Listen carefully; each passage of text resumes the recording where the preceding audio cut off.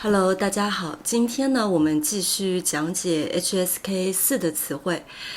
今天要讲的内容呢是第4册第6课的词汇。课文的名字呢叫1分钱1分货。大家都知道，就是我呢一般会在视频里面，就是挑选一些词语我觉得比较难的，或者呢是特别有用的，然后标注在我的视频的这个位置。那其实呢，我这么做的目的最主要是帮助大家在听我视频的时候呢，可以比较容易吧，因为可能一句话里面你只有这一个词语你听不懂，那正好看到上面有一个解释，那可以帮助大家理解我这句话的意思。但是最近呢，我看到有一个朋友的留言，他就说呢，希望我改变这个中文的，就是我挑选的那个字的字体，因为呢，这个字体呢，就是可能对于不是中国人的，就是对于老外来说，对于学习中文的老外来说，可能这个字体呢比较难看懂。那其实呢，我完全同意他的看法，但是呢，就是我之前也跟大家解释过，就是我其实制作视频的设备是非常非常简单的。那这个字体呢，也不是我选的，而是就是我编辑视频的APP 它自带的这样一个字体。当然我非常同意那个朋友的观点，只是就我目前而言呢，我真的没有时间去寻找或者学习另外一个编辑的软件。那暂时呢就麻烦大家，如果真的需要的话，打开下面的字幕，因为我的字幕里面呢是就有中文和英文版本的。我突然想到一个中国的成语叫虚心接受，屡教不改。那意思呢，就是说当别人提意见的时候呢，态度非常好，都觉得您说的对，然后但是呢别人说了好几次，仍然不去改正，就是这个成语的意思。我觉得呢，说的大概就是我。好，那我们就开始讲今天的词汇吧。第一个想要跟大家说的词语呢是打扰。打扰的意思呢，就是当一个人正在做一件事情的时候呢，被另外一件事情打断了，那这个呢就叫打扰。那比如说你可以这样说，我在工作的时候不喜欢被人打扰。意思呢，就是说我在工作的时候，需要全神贯注，不喜欢有人来打断我的工作。再举个例子，老师正在休息，你不要去打扰他，就是你不要去打断老师的休息。这呢是其中的一个用法。第二个用法呢，打扰也可以表示一种客套的说法，客气的说法，经常呢是用在比如说你请求别人帮助啊，或者呢是接受别人的招待的时候。那举个例子，就是老师正在休息，但是你有一件非常重要的事情，一定要现在跟老师说，或者要问老师。那么在这种情况下，当你结束以后呢，你就可以跟老师说，非常抱歉，打扰您休息了。还有一种呢，就是说，比如你去中国旅游的时候，住在你的朋友家里，那可能住了一段时间这样子，当你在离开的时候呢，你就可以跟你的朋友说，非常感谢这段时间打扰您了。第二个想要跟大家说的词语呢是竟然。竟然呢就是用来表示事情出乎意料，没有按照正常的情况发展。那有一个相近的词语叫居然。我们来看一下可以怎么用呢？比如说，你可以这样讲：这篇文章写得非常好，竟然是一个小学生写的。你不相信这篇文章是小学生写的，非常的出乎意料。又或者，一直以来我非常信任他，没想到他竟然骗了我。你完全不相信他会骗你，但是他就是骗了你。那竟然呢，其实它还可以跟一个词语连用，叫没想到。那比如说我们刚才说的第一个例句，你还可以这样说，你说这篇文章写得非常好，没想到竟然是一个小学生写的。再比如，我男朋友竟然为一点小事跟我生气，加上没想到我的男朋友竟然为一点小事跟我生气。刚才说了，竟然的一个近义词呢是居然，所以呢，我刚才前面的例句呢都可以用居然来代替。就是竟然和居然其实是可以互换使用的。那么竟然呢，它也有一个反义词叫果然。那竟然呢，就是指事情没有按照你想象的发展，没有按照正常的你想的发展。那果然的意思呢，正好相反，就是事情的结果正好就是你想的。我们来看一下几个例句。今天只有10度，她还穿裙子出门，果然感冒了。意思呢，就是说你之前就想到了，这么低的温度，她穿裙子肯定会感冒的。那结果呢，她真的感冒了，所以在这儿我们用果然。再举个例子，昨天天气预报说今天会下雨，果然下雨了。所以就是这个结果是正如你预料的那样。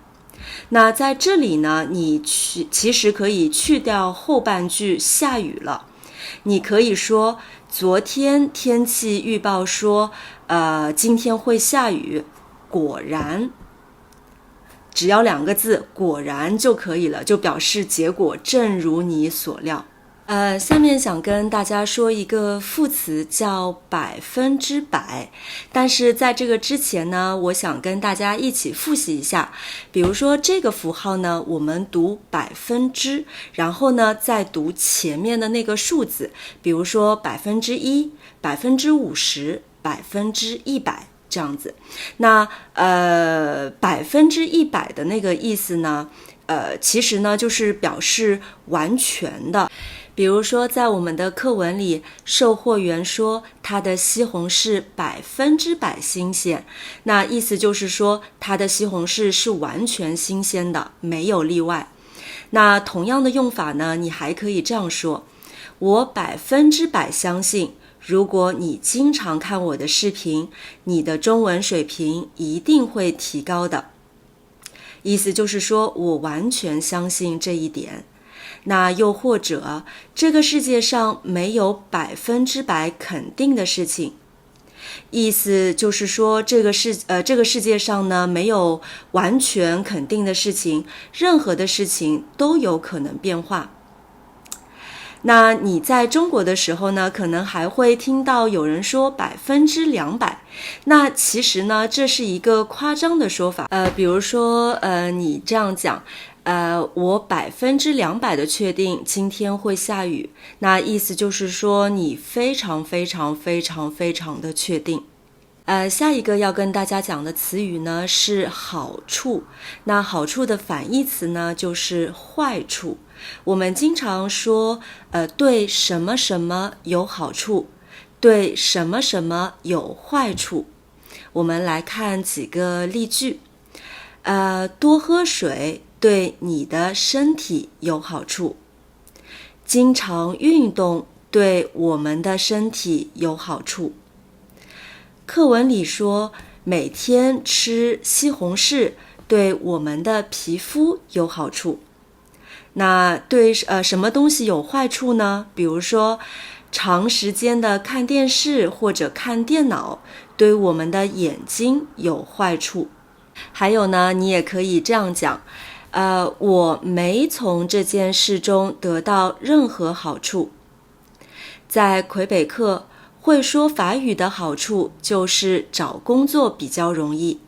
下一个词语方面，我们先来看一下课文里是怎么用的。在课文里，售货员说，不管是从价格方面看，还是从质量方面看，这个行李箱都是值得买的。那在这儿呢，我们就学到了2个词语，从价格方面看，从质量方面看。那这样的用法呢，其实是很多的。比如你还可以说，从工资方面看，这家公司不如我前面那家公司，但是从个人发展方面看，这家公司还是不错的。再比如，从个人成长方面看，多遇到些困难可能是好事。还有一个非常常用的词语呢，叫各方面。那各方面呢，就是所有方面。比如说，他负责我们公司各方面的工作，就是他负责所有的事情。那再比如，这个孩子各方面都很优秀，意思呢就是这个孩子很全能，学习也好啦，然后可能又会唱歌跳舞等等这样子。再来学一个跟方面有关的词组，叫一方面、另一方面。怎么用呢？比如说，我觉得这个工作不好，一方面工资不高，另一方面也没有什么发展的机会。再比如，他努力学习中文，一方面是因为他喜欢中文，另一方面是因为工作需要。再比如，作为妈妈，她一方面要照顾孩子的生活，另一方面还要管好孩子的学习，非常的辛苦。下一个词语呢是值得。值得呢，没有什么可以多解释的，所以我直接给大家例句。我推荐大家看《美丽心灵》，这部电影很值得看。我和其他女人不一样，我不喜欢有很多衣服，因为我觉得不值得把太多的精力花在这些事情上。我们的老校长是一个值得尊敬的人。你通过了法语考试，这真是一件值得高兴的事儿。顺便教大家一个成语，叫不值一提。那在这个成语当中，值呢就是值得，提呢就是提起，然后说起的意思。那不值一提呢，意思就是说，这件事情不值得说，不值得被提起。那举几个例子，这件事根本不值一提。意思呢，就是说这件事情一点都不重要，没有必要说。又或者，当别人感谢你为他做的事情的时候呢，你可以说不值一提。意思就是这其实是一种比较谦逊的说法啦。那意思就是说呢，你不用太客气，我只是帮了一个小忙而已，不值得说这样的意思啊。因为我家的电冰箱坏了，所以呢，刚才就是视频录到一半的时候呢，就是维修的人来了，那我就不得不停下来。然后他大概是6点半来的，然后现在天都已经黑了，已经9点半了，3个小时，但是仍然没有修好。但是因为真的很烦，所以而且我现在饭也没有吃，但是我在想，因为我只有最后一个词语没有录了，所以呢我就想先把这个视频录完以后，然后再去吃饭。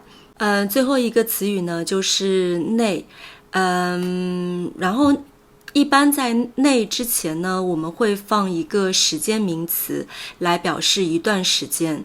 那比如说，你可以说1年内、3个星期内、3小时内这样子。那你可能也会听到别人说之内，其实呢，意思是一样的。你可以说3个小时之内、3天之内等等等等。就是在那个，就是我们来举几个例子吧。就比如说，我打算在1年内考出法语。那也就是说，我想我的目标呢，就是用1年或者是少于1年的时间来考出法语。又或者这个消息1个星期内就会公布给所有人。那就小于1个星期或者是1个星期。最后一个例子，这个工作对他来说不值一提，3个小时内就能完成。在这里我又用到了不值一提，就是没什么好说的，对他来说太简单了。好了，今天的第6课的词汇就跟大家说到这儿了，我要去吃饭洗澡了。非常感谢你们的收看，下期再见。